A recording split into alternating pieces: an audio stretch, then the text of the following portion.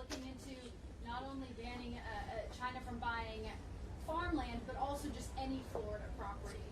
So my view on our economy is in Florida is, we don't want to have holdings by hostile nations. And so if you look at the Chinese Communist Party, they've been very active throughout the Western Hemisphere in gobbling up land and investing in different things. And when they have interests that are opposed to ours, and you see how they've wielded their authority, and especially with President Xi, who's taken a much more Marxist-Leninist turn since he's been ruling China, that is not in the best interest of Florida to have the Chinese Communist Party owning farmland, owning land close to military bases. But, my view is, and I think there's a broad agreement in those two, but my view is, okay, yeah, no farmland, but why would you want them buying residential developments or things like that? I don't want them owning subdivisions and things like that. I think that the issue is just going to be, I think people agree with that. The issue is going to be, yeah, obviously, if someone comes in and buys, it's not the CCP that's signing that. These are holding companies and all that. So you got to structure that in a way that will effectively police it. But yes, we do not need to have CCP influence in Florida's economy. We've already taken steps. We banned the Confucius Institutes from our universities and our state colleges, which they have used those Confucius Institutes across the country to basically bring propaganda into our universities, as if our universities don't have enough problems already.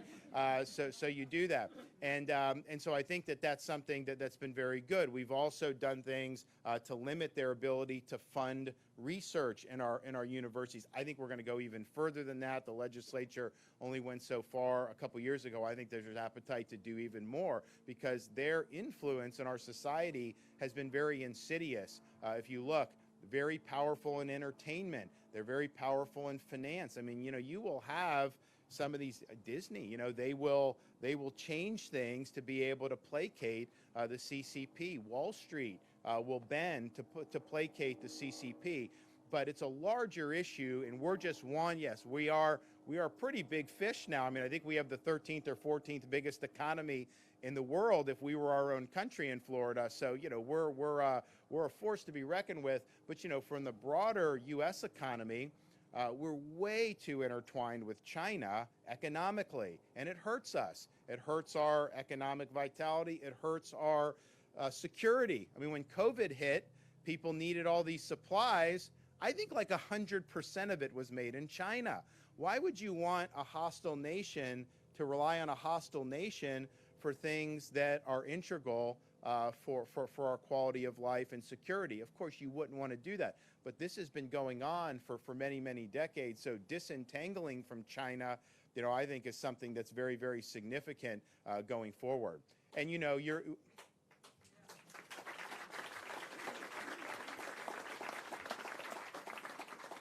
not going to see people acknowledge that, they do this thing in Davos. They're doing it next week. All these elites come in, the World Economic Forum, and basically, their vision is they run everything, and everybody else is just like a serf, like a peasant. They say they're going after energy, ESG, all these other things. And you see the Biden administration wants to nix gas stoves. Are you kidding me? Like, I want gas stoves. I mean, imagine, how many people had the hurricane come through, didn't have power right away, but were able to turn on some. So you cannot go down this road, but that's exactly what they want to do. And it's really weakening Western society, Western values. But underlying a lot of that is the CCP. Those people are there, they're elites, but Xi is really kind of the puppet behind the curtain on a lot of this stuff. So very, very problematic, I think, in the direction they want to go. And what I've said in Florida is that type of stuff coming out of Davos, those policies are dead on arrival in the state of Florida.